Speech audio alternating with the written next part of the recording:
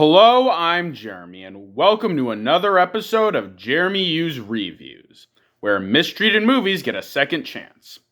Today, we're talking about one of the most underrated and funny comedies I've ever seen, the wacky and fun, mean streak-filled film known as Problem Child.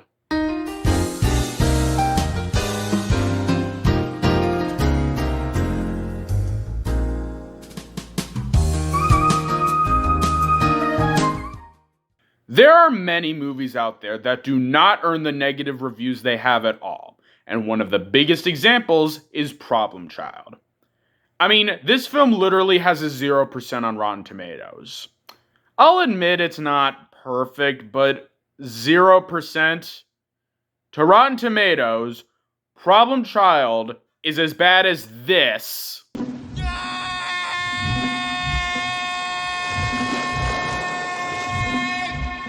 This. But I want this hat! What do you think you're doing? Papa! Oh, Papa, what's this? Oh, what's this here? And this? And this. We can't do anything by working with each other. I ain't gonna work for free. Tell me what's in this for me.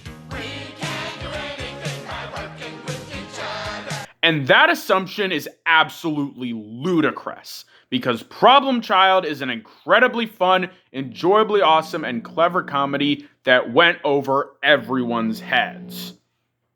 What do I mean by this? Well, you're about to find out. This is Problem Child.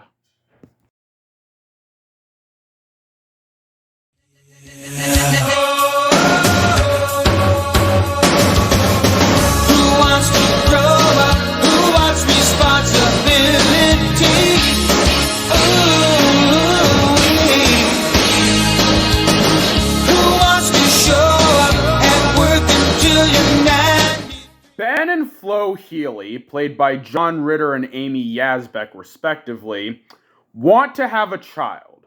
But unfortunately, Flo is infertile, so they go and adopt. When they go to the orphanage, the adoption agent, Igor Peabody, played by Gilbert Gottfried, so Gilbert Gottfried warning to any people who can't stand Gilbert Gottfried's voice, convinces them to get a little boy named Junior. Junior is an unbelievably anarchic and misbehaving child, basically George and Harold from Captain Underpants on steroids, and has been booted out of every orphanage before landing himself in this one. And when Flo and Ben bring Junior home, they discover his anarchic nature and shenanigans ensue. And things get even worse when Junior's idol, Martin Beck, aka the Bowtie Killer, played by Michael Richards, comes by Junior's house. Problem Child is one of the smartest, most clever, and funniest movies I've ever seen. It's a brilliant subversion of the family comedy formula. A lot of people criticize the movie as being mean-spirited. Yeah, that's the point. I get it if it's not your cup of tea, but criticizing Problem Child for being mean is like criticizing Five Nights at Freddy's for being scary. It's kind of the point of the entire thing. But enough about critics, let's get into the movie itself, starting with the characters. First, there's Junior, and he is easily the best part of this movie. I love this red-headed little nutball. He's like if you combined Eric Cartman, George Beard and Harold Hutchins, and Drop Dead Fred into one chaotic human being. I could understand someone disliking the character the same way I could see people disliking Drop Dead Fred, but in my opinion, Junior is a fantastically funny character. His antics are so over the top and crazy, doing things like hitting kids with a bat, throwing Lucy Henderson's presents into the water after she bans them from her magic show, and even letting a bear into a campsite. And yet despite that, Junior is still likable. Not only because of Michael Oliver's portrayal of the character, but also because it's clear that Junior isn't malicious. The reason he acts out like this is because nobody takes a chance with him and just treats him as a delinquent, so that's what he acts like. The only person who treats him with respect is Ben, who despite all that Junior throws at him, still treats him like a kid and tries taking a chance on him, although he does go loopy near the middle of the film. The arc that Junior goes through as a character is interesting, going from a boy who's obnoxious, disrespectful, and disobedient to a loving son who still doesn't lose his anarchic personality. A character like Junior should be handled with the utmost care and as not to annoy the audience or make him unsympathetic, and Problem Child does just that. I can certainly understand people disliking Junior, but I think he's freaking hilarious.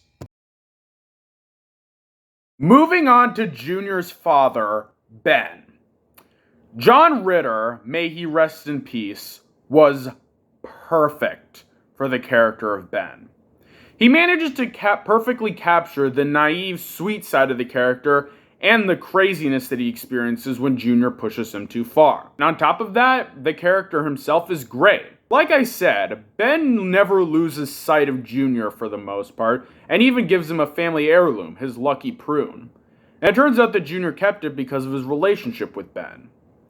In the wrong hands, Ben could have been a naive sap who's too cowardly to earn sympathy from the audience.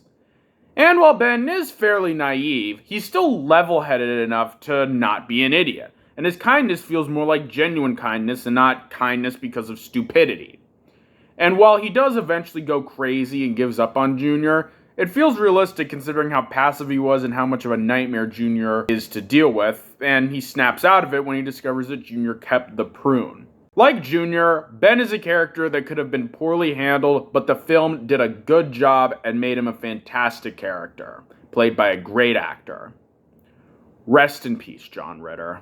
As for Ben's wife, Flo, she's a decent character too. She's basically the exact opposite of Ben. While Ben is a genuinely nice person, Flo is a social climber who only wants a child in order to look good in front of other people. She's a ruthless, self-centered woman who has no respect for her husband and only married him because of how easy he is to manipulate.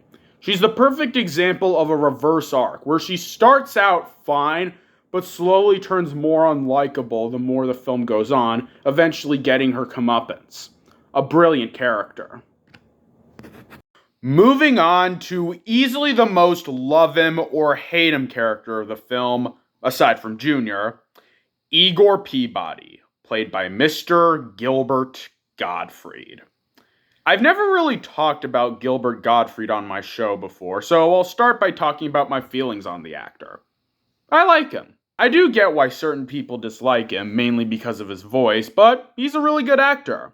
Gilbert's explosive personality and obnoxious voice gives his characters a certain memorability that wouldn't be obtained by any other actor, and Igor Peabody is the same. Igor is a very entertaining character. It's clear that Igor absolutely hates Junior and has tried multiple times to pawn him off, succeeding with Ben and Flo.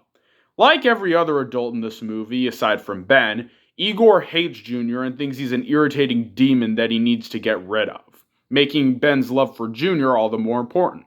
A great role for a great actor. Finally, there's the bow tie killer, Martin Beck.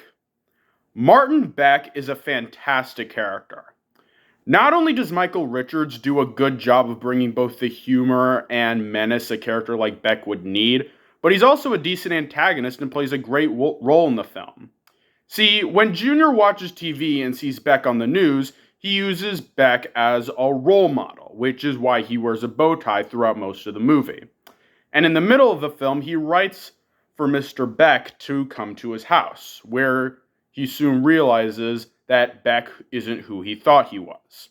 Abandoning his idolization of Beck is symbolic of Junior abandoning everyone's judgment of his character and becoming a functional human being, and the character is really fun to watch. Also, Beck gives us easily the funniest scene of the movie. Look, a giraffe! Look, a fist! I laughed so hard when I first saw that, and it still makes me laugh. Speaking of laughing, let's move on to the film's humor. A lot of the film's humor is very mean-spirited, which is one of the biggest criticisms of the film. Which, on the one hand, I can 100% understand someone not liking, as mean-spirited humor isn't a type of humor that can appeal to everyone. However, Problem Child isn't just mean to be mean. Like It's Always Sunny in Philadelphia, Problem Child uses its mean-spirited sense of humor to be incredibly clever and subversive. Junior's antics are a very exaggerated and cartoonish depiction of how a lot of rebellious children act, giving the film a very satirical feel. I can understand this humor not appealing to everyone, but it's what makes the movie work and is really what the film is supposed to be about. Finally, there's the arc that Junior goes through. While there's a ton of stuff that makes Problem Child work, Junior's arc is the main one. It starts with a woman giving baby Junior to an orphanage. We never find out who Junior's original parents are, but like the briefcase in Pulp Fiction, it doesn't really matter. Junior is thrown from orphanage to orphanage because of his rude behavior. But the reason he's rude is because nobody gives him a chance, so he acts exactly like how they think he acts. It's only when Ben shows him respect that Junior starts to realize that there are some good people in the world, allowing for the bond between Ben and Junior to grow. And after all the events that happened, Ben and Junior grow closer and move on to a new life. It's a very well made and interesting arc. In conclusion, Problem Child is absolutely fantastic. It's an incredibly funny, subversive, anarchic comedy that unfortunately went over a lot of people's heads. If you haven't seen it, please check it out. Problem Child may not be a perfect movie, but it's still an incredibly fun, crazy good time with a very enjoyable story. And for those wondering about my thoughts on Problem Child 2, that's a subject for another time. And that's it. Till next time, this is Jeremy signing off. Goodbye.